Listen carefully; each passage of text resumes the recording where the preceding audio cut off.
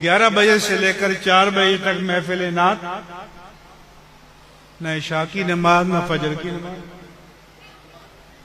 ये कौन सा इश्क़ रसूल है भाई? ये किसने सिखाया है? हज़रत फारूक आज़म के जमाने में एक नौजवान 5 वक्त का नमाजी एक दिन फजर की नमाज में ना आया तो उन्हें समझा बीमार है। उसकी इयादत के लिए गए, दरवाजा खटखटाया कि साहबजादे नहीं आए, क्या हाल है? उन्होंने कहा कि सारी रात नफल पढ़ते रहे, पिछले पहर आंख लग गई, जमात में ना आ सके। जनाब फारूक आज़म ने फरमाया, काश ये इशा के बाद सारी रात सोया होता लेकिन फजर की नमाज कज़ा न की होती। इसलिए ये जो कल्चर हुआ, और कल्चर क्या है? ये खुशगुलू है।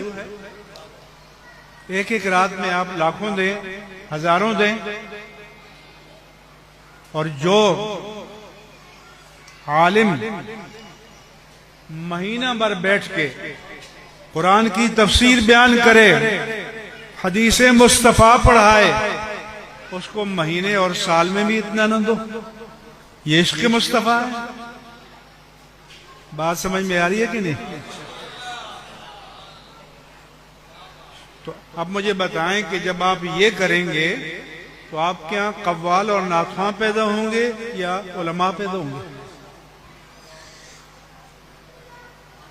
फिर वो बड़ा माहिर नफ्सियात होता है, ये शेर सेठ साहब की नज़र, ये शेख साहब की नज़र, ये चौधरी साहब की नज़र, ये हाजी साहब की नज़र। अल्लाह और रसूल की नज़र तो तब करें कि ऊपर से नोट आए। नोटों की नज़र, इसी को कहते हैं कि दीन हुकुम दीनार हुकुम।